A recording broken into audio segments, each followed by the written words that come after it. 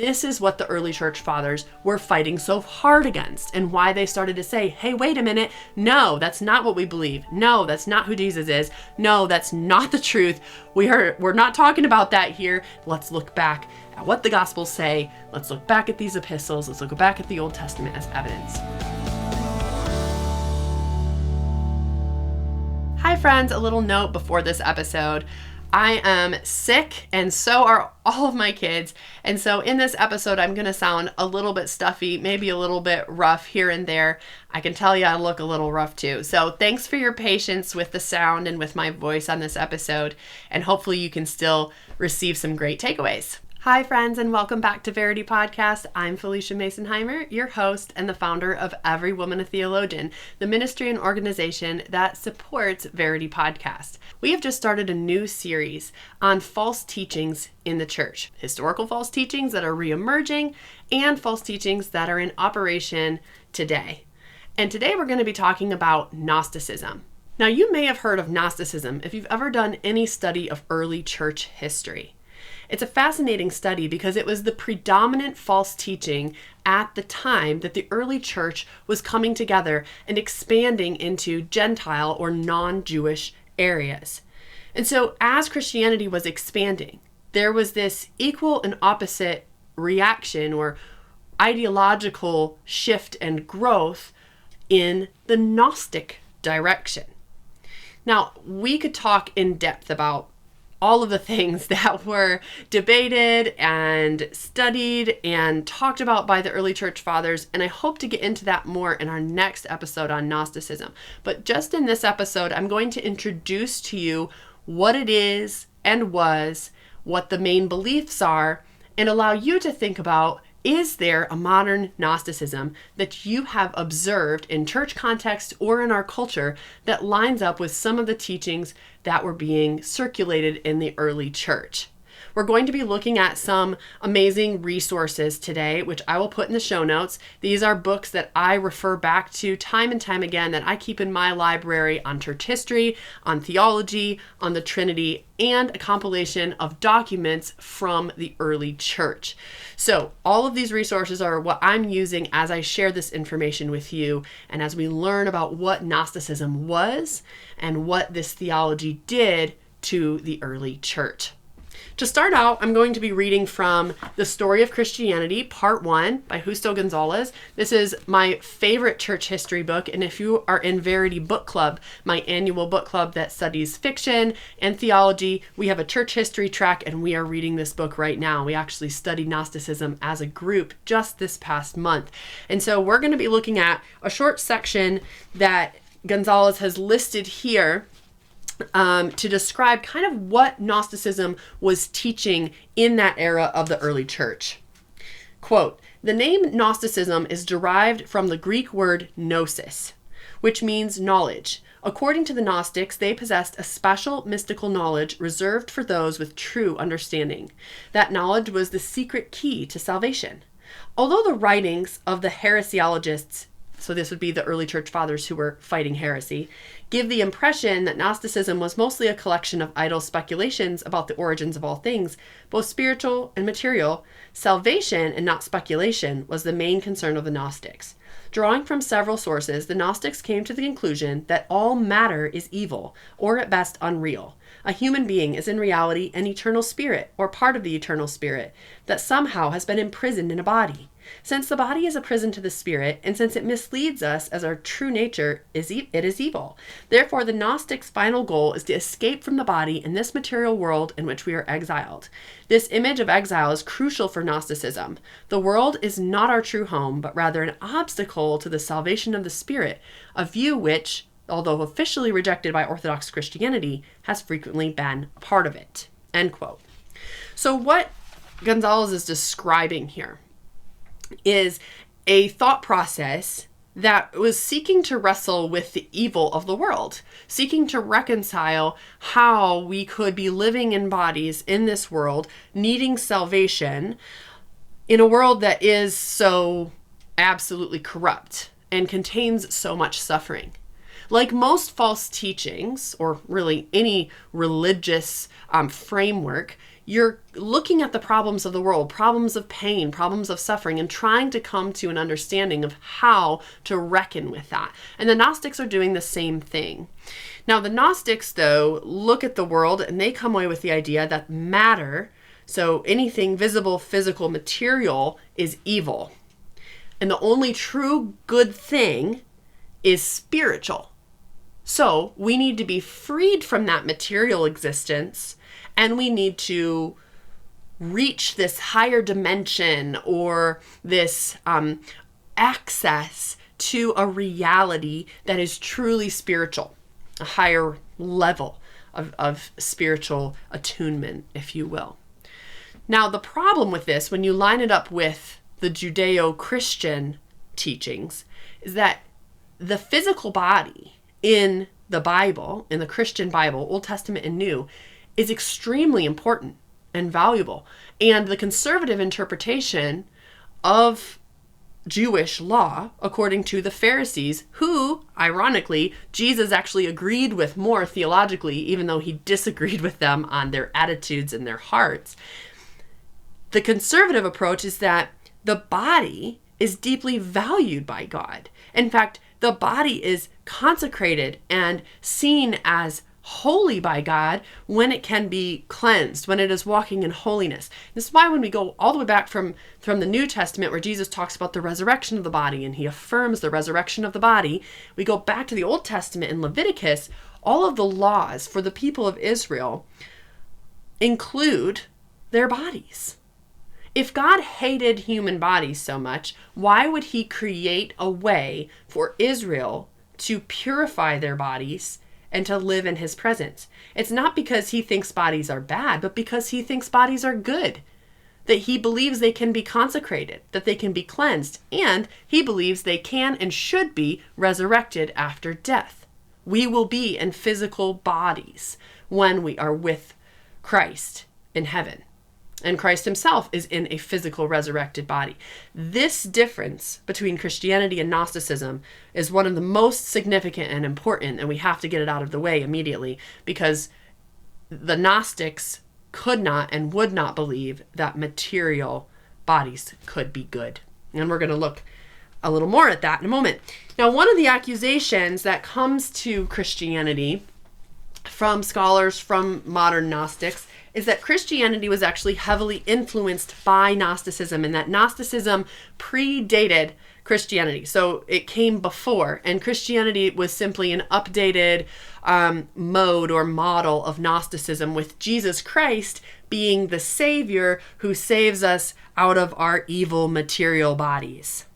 Because remember, Gnosticism was its own thing, but then the threat to the church was that people were combining, in the early church period, those first few centuries, they were combining Christianity and Gnosticism and saying that Jesus was going to give them access to this gnosis, to this higher knowledge, this higher access to God that would allow them to be freed from whatever was limiting them.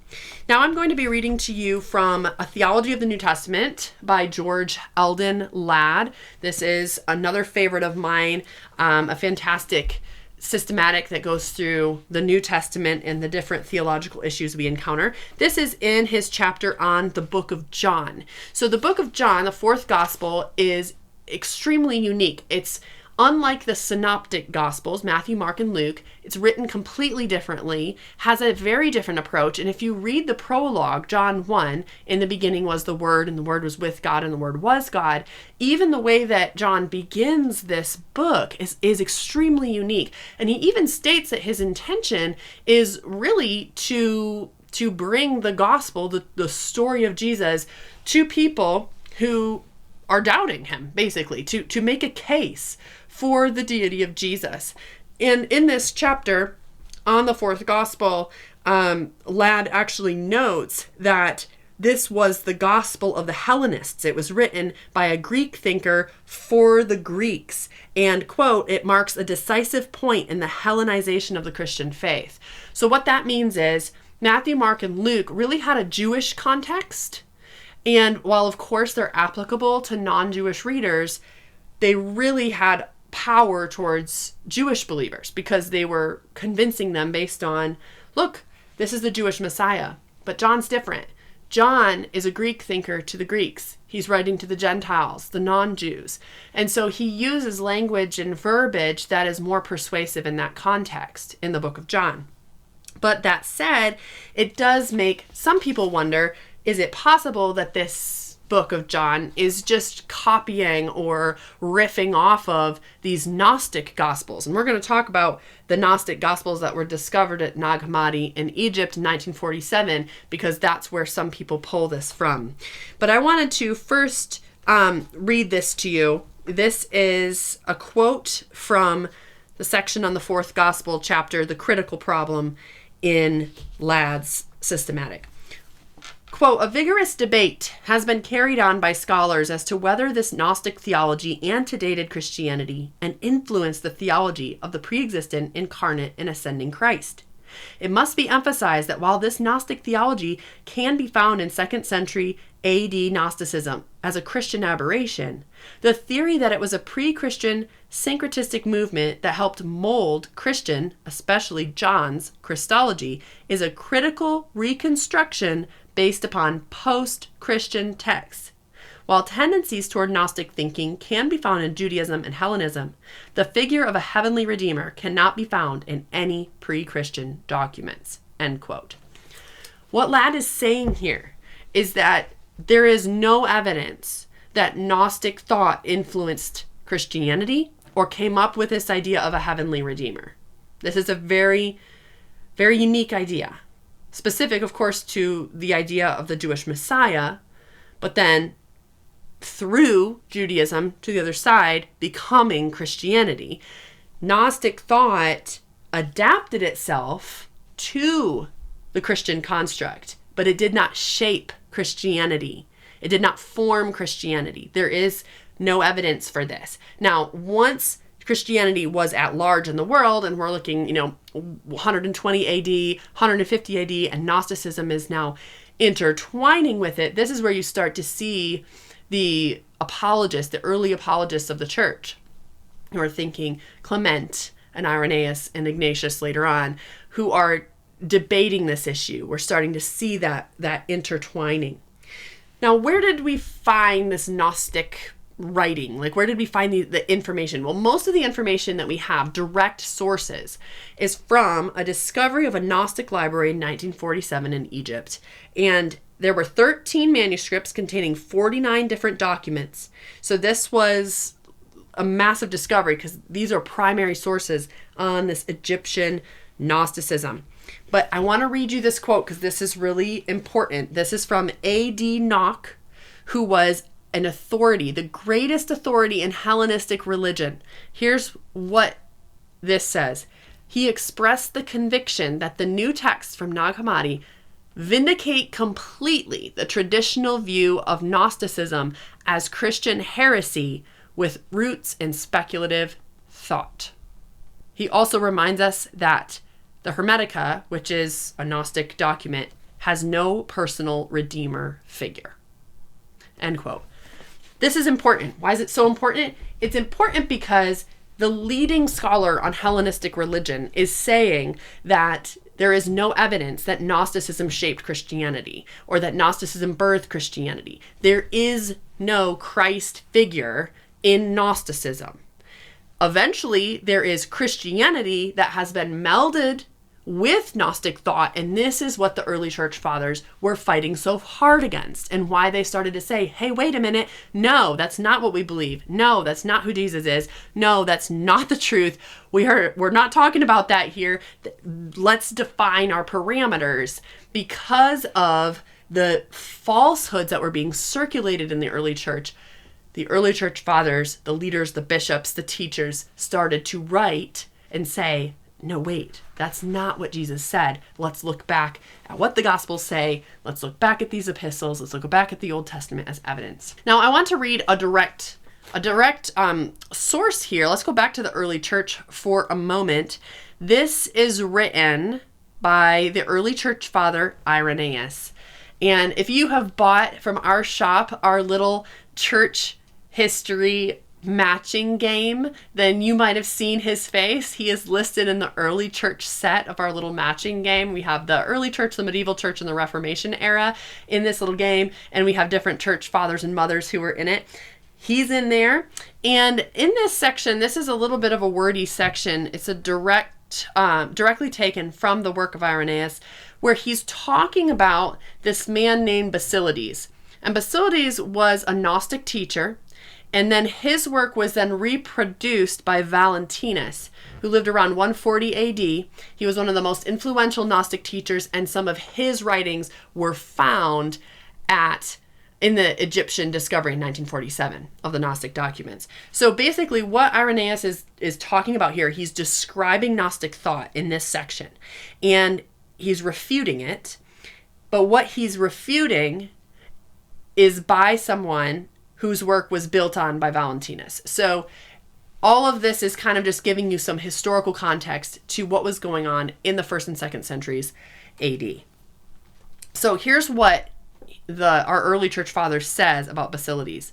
He says this, quote, Basilides, that he may seem to have found out something higher and more plausible, vastly extends the range of his teaching, declaring that the mind was first born of the unborn father, then reason from mind, and from reason prudence, and from prudence wisdom and power, and from wisdom and power the virtues, princes, and angels, whom he also calls the first. By them the first heaven was made, and afterwards others were made, derived from these, and they made another heaven like to the former, and in like manners others. In all 365 heavens. That's a lot of heavens. He goes on to say later on that the unborn and unnamed Father sent his first begotten mind. So the first creation that he made. Does this remind you of Arianism from our past episode?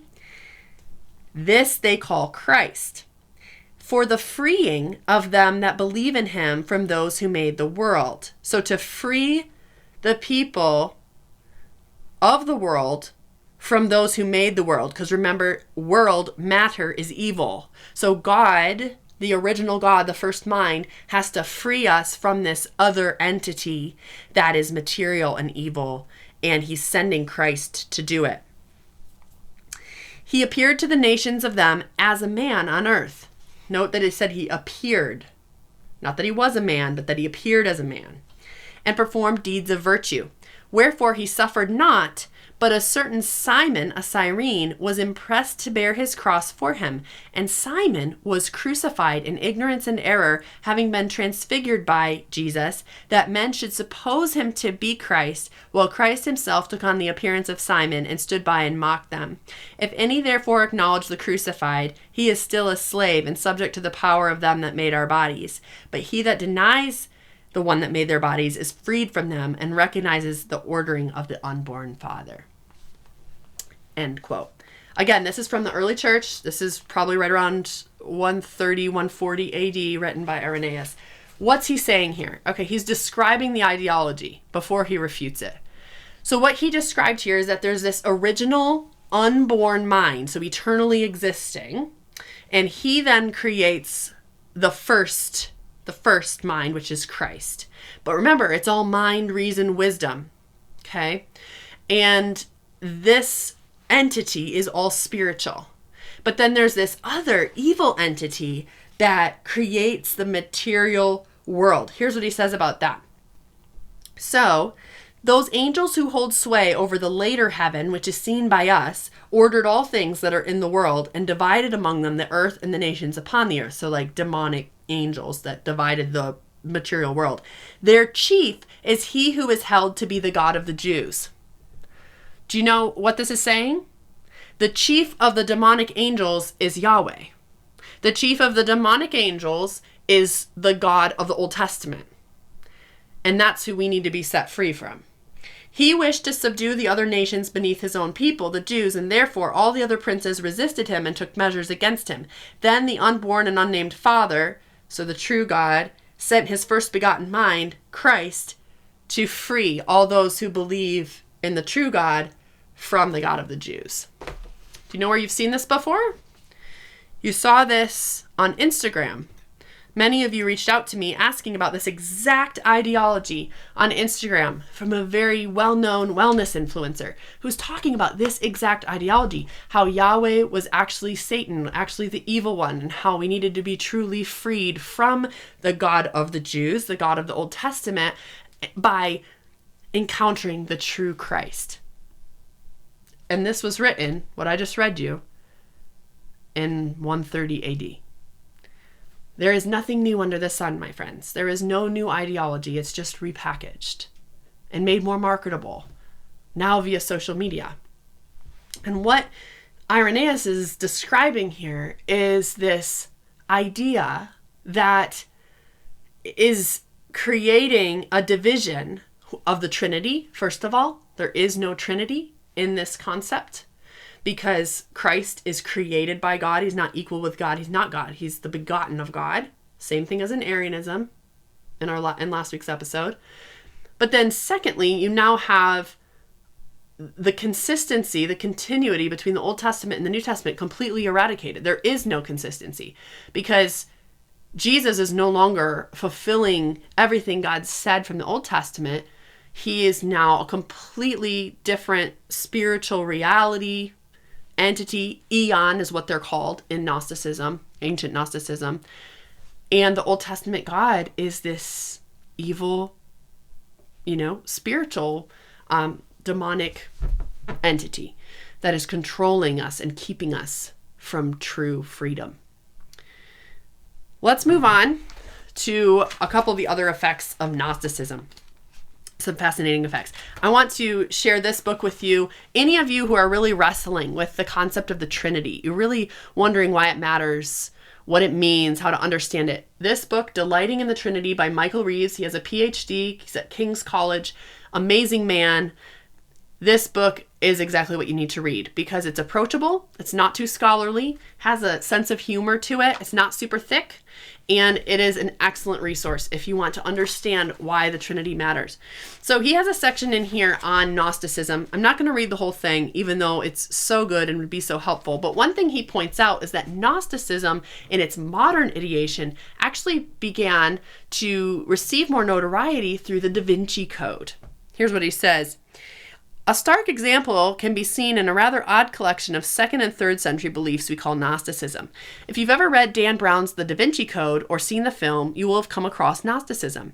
In the world of Dan Brown, Orthodox Christianity is an authoritarian, chauvinist, intolerant religion. That, apparently, is what the God of Christianity is like, and so that is how his servants are.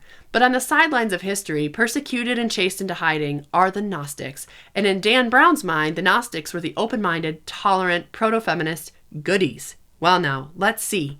In Gnosticism, everything started with the One.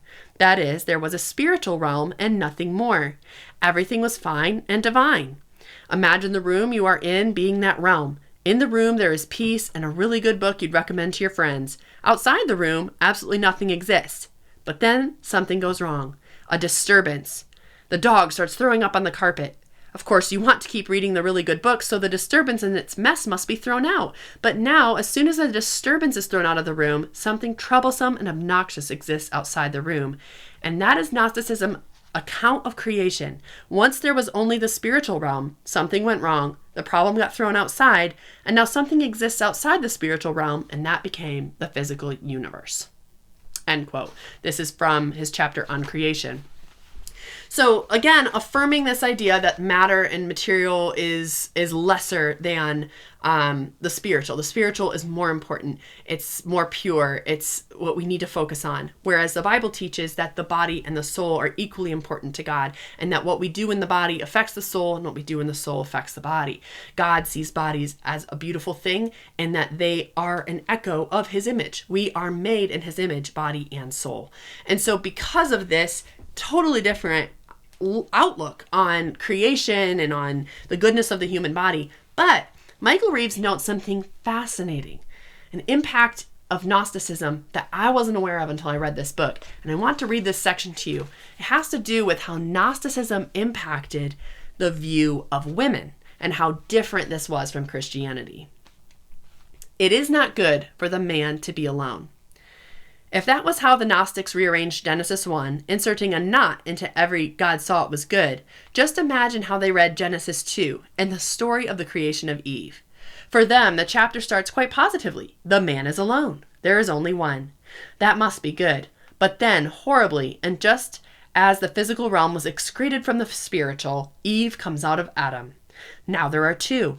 And just as the existence of two realms, spiritual and physical, is bad, so the existence of two sexes is bad. More specifically, the existence of women is bad. Thus, the final verse in the Gnostic Gospel of Thomas reads, Simon Peter said to them, Let Mary leave us, for women are not worthy of life. Jesus said, I myself shall lead her in order to make her male, so that she too may become a living spirit resembling you males. For every woman who will make herself male will enter the kingdom of heaven. That verse does not come across as jarring or awkward at the end of the Gospel of Thomas. It is the natural child of Gnostic thought. The existence of two realms, two sexes, of the physical and the feminine, is a tragedy, but such must be the case with a lonely and solitary supreme being. Intolerant of the existence of anything else, it is only natural that he should prefer to hide both the physical and the feminine away, or use them if he can only for his own self-gratification. And so for women at least, Gnostic salvation would mean gender bending. Dan Brown's insinuation that the Gnostics were the tolerant proto-feminists sounds very hollow indeed. And those chauvinist Christians, believing that God is not lonely, it made perfect sense to say that it is not good to have men alone.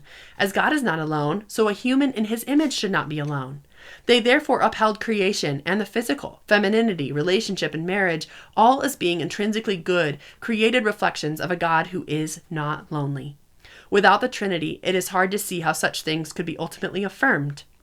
Of course, one could simply argue that men and women are equal because they're both human, but that is an entirely loveless affirmation and gives no grounds for seeing those things as absolute goods to be reveled in. The Apostle Paul wrote in 1 Corinthians 11:3 that as the head of Christ is God, so the head of a wife is her husband. But if the son is less of God than his father, is a wife less human than her husband? Without belief in God the Father and the Son, one in the Spirit, why should a husband not treat his wife as a lesser being? Yet if a husband's headship of his wife is somehow akin to the father's headship of the son, then what a loving relationship must ensue. The father's very identity is about giving life, love, and being to his son, and doing all out of love for him.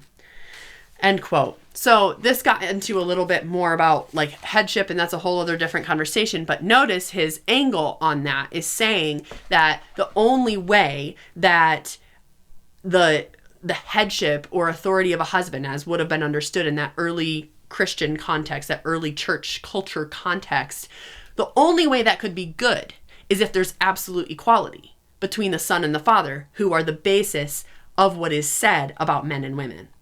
That's the only way it can be good, is if there's absolute equality and not domination, which is what he's arguing for here. And that does not exist in Gnosticism. In Gnosticism, it is not good to have these two. It was good to have one. There has to be this authority structure. Now, one thing we do know is that there were these eons that were operating in this ideology, and these eons could be male or female in Gnosticism. And we do know that Gnostic women could take these kind of prophetic roles in their kind of church structure. And this was actually a huge danger in the early church, that you had these women who were infiltrating into the early church, potentially, teaching and prophesying, which we know women did. We know that Philip's daughters did, and Anna did, and there's instructions for women to prophesy in 1 Corinthians. Prophesy, preach, extrapolate the scriptures. So you have women coming in who deceive others with Gnostic theology. Women who are abusing the gift of prophecy. And Gonzalez actually says in the Story of Christianity that there's a good possibility that one of the reasons that women's roles began to be restricted in the 2nd and 3rd century in the church, no longer seeing them in maybe more elder, deacon, bishop, apostle type roles, is because of this. Because of the abuse of the prophetic role by Gnostic women, which is fascinating. Now, could we have fixed that earlier in church history? Probably. But humans make human decisions, and things, continue down the line and need to be remedied. But one of the things I think we can take away from this is that this Gnostic teaching is now today being perpetuated by women. Women who claim to be Christian or claim to formerly be Christian, and who are now taking this Gnostic teaching or this Gnostic adjacent teaching into their circles and parading it as Christianity or true Christianity. Same pattern as the 1st and 2nd centuries. All right, I hope this was interesting to you all. We will do a second half of this that talks more about modern Gnosticism and how we can discern and navigate this and talk about it more clearly. I will put a list of these books in the show notes. And if you enjoyed this episode, please leave a review on iTunes or comment on our YouTube channel. It helps other people to find us, and we so appreciate every one of our listeners. You can also email me and my team at Felicia@FeliciaMasonheimer.com. We try to go through our emails once a week and get back to you as soon as we can. We appreciate all of you for listening, and we hope that this is helpful to you on your own journey to learning and discerning the faith of our fathers.